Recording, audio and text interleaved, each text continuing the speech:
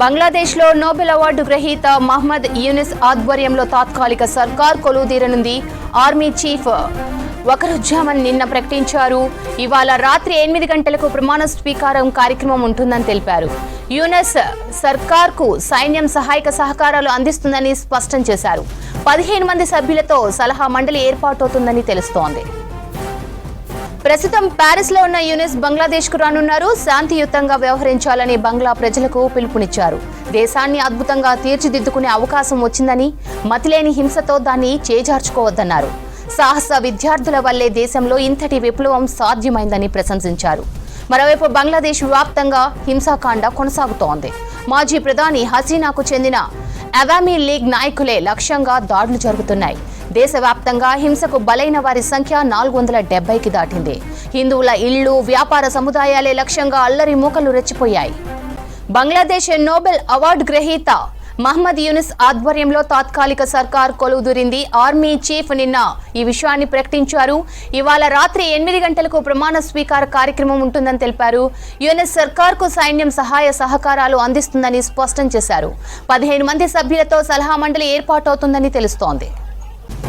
ప్రస్తుతం ప్యారిస్ లో ఉన్న యూనిస్ బంగ్లాదేశ్ కు రానున్నారు. శాంతియుతంగా వ్యవహరించాలని బంగ్లా ప్రజలకు పిలుపునిచ్చారు.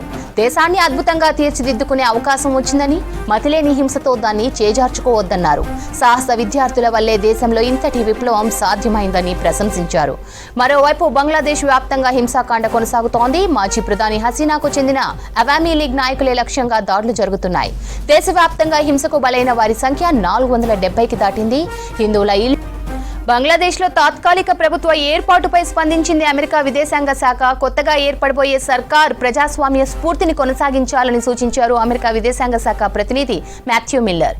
మహ్మద్ యూనిస్ ఆధ్వర్యంలో తాత్కాలిక ప్రభుత్వం బంగ్లాదేశ్లో శాంతి స్థాపనతో పాటు రాజకీయ స్థిరత్వాన్ని తీసుకువస్తుందని ఆశిస్తున్నట్లు తెలిపారు. బంగ్లాదేశ్లో ప్రజాస్వామ్య విలువలకు ప్రాధాన్యతమిస్తూ ప్రజలకు స్వేచ్ఛ, పారదర్శకమైన ఎన్నికలు నిర్వహించాలని సూచించామన్నారు మాథ్యూ మిల్లర్.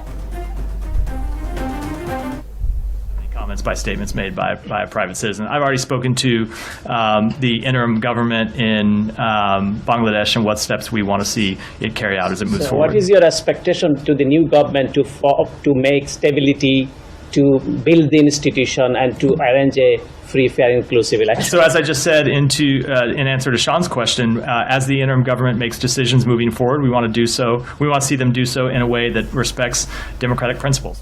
వ్యాపార సముదాయాలే లక్ష్యంగా అల్లరి మూకలు రెచ్చిపోయాయి.